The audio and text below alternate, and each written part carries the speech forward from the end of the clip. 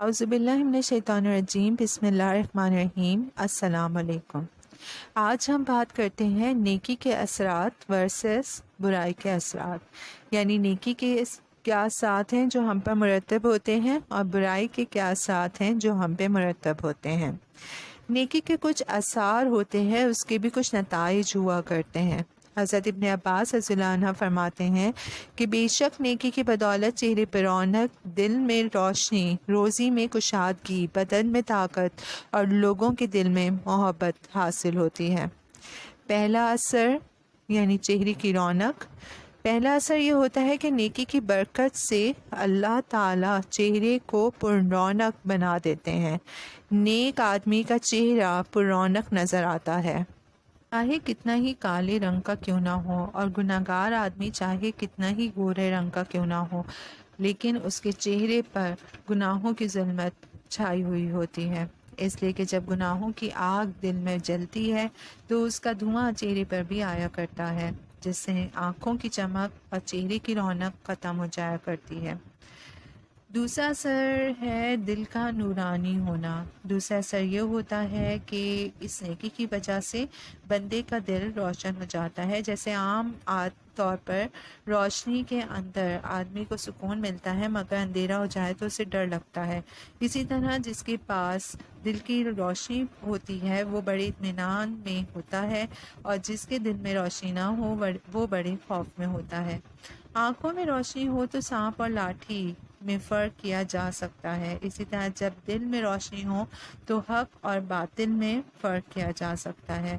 دل کا اندھا حق والوں اور باطل والوں میں فرق نہیں کر سکتا، جیسے آنکھوں کا اندھا ہر چکنے پتھر کو قیمتی سمجھتا ہے، ایسے ہی دل کا اندھا بھی ہر چمکتی دمکتی گمراہی کو اپنا دین سمجھنے لگتا ہے، اسی سے متاثر ہو جاتا ہے، اچھے بولوں سے، اچھے لہجے سے، اچھی معلومات سے بہت جلد متاثر ہو جاتا ہے، لیکن جب دل میں روشنی ہوتی ہے تو پھر اس کا میلان صاف اور روشن دل لوگوں کی جانب ہوتا ہے۔ ہر جنس اپنے ہم جنس کی طرف مائل ہوتا ہے، جیسے کبوتر کبوتر کی طرف جاتا ہے اور مرغی مرغی کی طرف جاتی ہے، اسی طرح اگر دل کے اندر روشنی ہوگی تو جن کے دلوں میں روشنی ہے انہی سے اس کی مناسبت ہوگی، لیکن اگر دل میں ظلمت ہوگی، اندھیرا ہوگا، گناہوں کی گندگی ہوگی تو پھر اس کا میلان بھی ایسے ہی لوگوں کی طرف ہوگا جو خود دل کے اندھے ہیں، جن کے دل خود سیاہ ہیں۔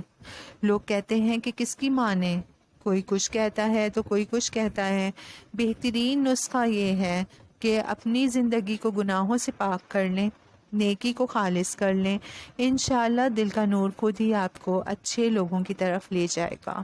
اچھے لوگوں سے مناسبت ہونے لگ جائے گی، اور جن کے دلوں میں ظلمت ہے ان سے دور رکھے گا۔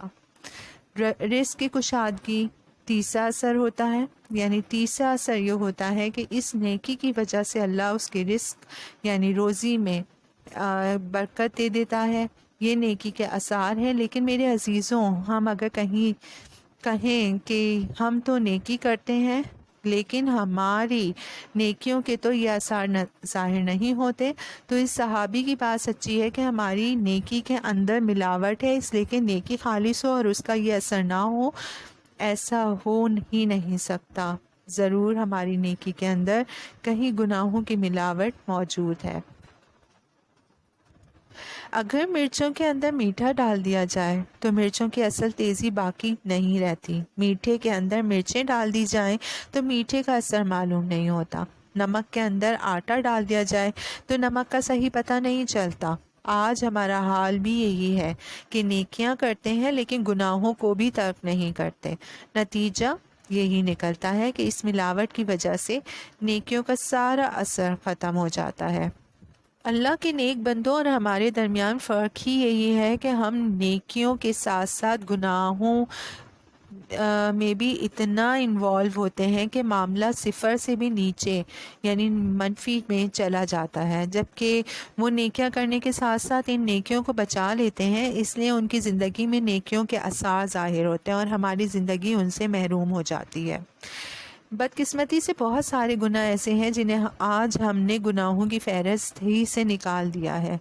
بد نگاہی کے بارے میں کہتے ہیں کہ ارے صاحب یہ تو ہو ہی جاتی ہے، حالانکہ نبی کریم صلی اللہ علیہ وسلم کا فرمان ہے کہ بد نظری شیطان کے زہریلے تیروں میں سے ایک ہے۔ ارے جس بد نگاہی کو آپ اتنا معمولی سمجھ رہے ہیں، یہ شیطان کے زہریلے تیروں میں سے ایک تیر ہے۔ جیسے زہریلے تیر سے آدمی کی جان ختم ہو جاتی ہے، اسی طرح ایک دفعہ بد نظری کے وجہ سے بعض اوقات سالوں کی بنی ہوئی روحانی زندگی ختم ہو جاتی ہے۔ ہم اسے بہت معمولی خیال کرتے ہیں۔ یہ تو میں نے ایک مثال عرض کی ہے، ورنہ ہماری زندگی کے اندر نہ جانے کتنے کبیرہ گناہ ایسے ہیں جو ہماری روحانی زندگی کی موت کے لیے کافی ہیں۔ چوتھا اثر نیکی کا کیا ہے کہ اس نیکی کی وجہ سے انسان کے بدن میں طاقت آ جاتی ہے، دل میں طاقت آتی ہے، دل کی وجہ سے پوری جسم میں طاقت آ جاتی ہے، اور اس طاقت کا اندازہ اسی وقت ہوتا ہے جب بندہ آزمائی سے گزرتا ہے، امتحان آتا ہے۔ جب دل کمزور ہو جائے تو پھر یہ حالات کا مقابلہ نہیں کر سکتا، اور دل مضبوط ہو تو بڑی بڑی آزمائشوں میں بھی ثابت قدم رہتا ہے، بے صبری کا مظاہرہ نہیں کرتا۔ نیکی کا پانچواں اثر یہ ہوتا ہے کہ اس کی وجہ سے اللہ رب العزت اپنے پیارے بندوں کے دلوں کے اندر اس کی محبت ڈال دیتے ہیں۔ یہ نیکی کے آثار ہیں اور یقینی ہیں، لیکن شرط ہے میرے عزیزوں کہ یہ نیکی خالص نیکی ہو۔ اب ہم بات کرتے ہیں برائی کے اثرات۔ برائی کے بھی آثار ہوتے ہیں، اس کے بھی کچھ نتائج ہوتے ہیں جو اسی دنیاوی زندگی میں ظاہر ہوتے ہیں۔ حضرت ابن عباس رضی اللہ عنہ فرمایا کرتے تھے کہ بے شک برائی کی بدولت چہرے کی سیاہی، دل کی بے نوری، بدن کی کمزوری، رزق کی کمی اور لوگوں کے دلوں کی نفرت حاصل ہوتی ہے۔ برائی کا پہلا اثر یہ ہوتا ہے کہ اس کی وجہ سے اس کا چہرہ سیاہ ہو جاتا ہے، گویا اندر کی آگ کا دھواں چہرے پر آ جاتا ہے۔ برائی کا دوسرا اثر یہ ہوتا ہے کہ اس کی وجہ سے آدمی کے دل میں اندھیرا چھا جاتا ہے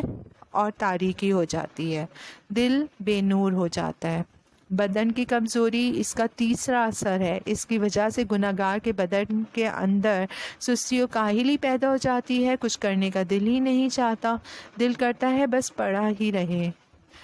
کوئی کام کرنے کا دل نہیں کرتا، ادھر خیال نہیں جاتا کہ میرے گناہوں کے اثرات ہیں جو آج ظاہر ہوئے ہیں۔ میرے عزیزوں، جب بیج زمین میں ڈالا جاتا ہے تو پہلے دن ہی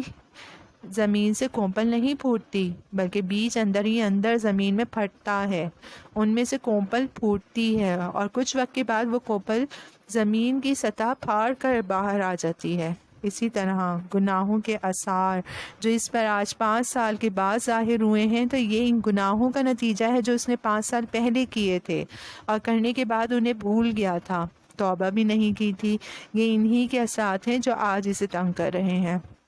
برائی کا چوتھا اثر یہ ہوتا ہے کہ اس کی بنا پر اللہ تعالیٰ بندے کے رزق میں تنگی کر دیتا ہے، اگرچہ اس کے پاس لاکھوں نہیں کروڑوں ہوں، مگر اس کے باوجود ایسی تنگی آ جاتی ہے کہ بندہ پریشان ہو جاتا ہے۔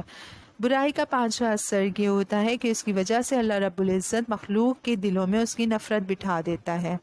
میرے عزیزوں، یہ گناہوں کے یقینی آثار ہیں، لیکن چونکہ دل کی آنکھیں بینائی سے اس قدر محروم ہو چکی ہیں کہ یہ تمام آثار میرے گھر میں، میری زندگی میں، میری سوسائٹی میں، میرے ارد گرد موجود ہیں، لیکن میری نظر ادھر جاتی ہی نہیں ہے کہ میں گناہوں سے توبہ کر لوں۔ زیادہ سے زیادہ یہ کہتے ہیں کہ کسی کی نظر لگ گئی ہے، کسی کی بندش ہو گئی ہے، کسی نے بندش کر دی ہے۔ اگر کسی کے گھر میں تعویذ مل جائے اور کچھ غیر متوقع حالات پیش آ جائیں تو فوراً یقین آ جاتا ہے کہ اس تعویذ کی وجہ سے ایسا ہوا ہے،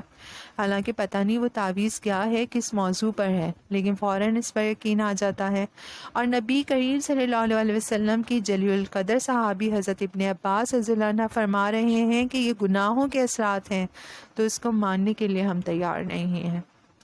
اب آپ نے دونوں نیکی کے اثرات بھی سنے اور برائی کے اثرات بھی سنے، اب یہ آپ پر منحصر ہے کہ آپ جو ہے کس طرف اپنے آپ کو مولڈ کرتے ہیں، آپ گناہوں کی طرف جاتے ہیں یا نیکیوں کی طرف جاتے ہیں، آپ کو نیکیوں سے بینیفٹ حاصل کرنا ہے یا آپ کو گناہوں کی طرف جانا ہے اور نقصان اٹھانا ہے، یہ فیصلہ آپ پر ہے۔ شکریہ۔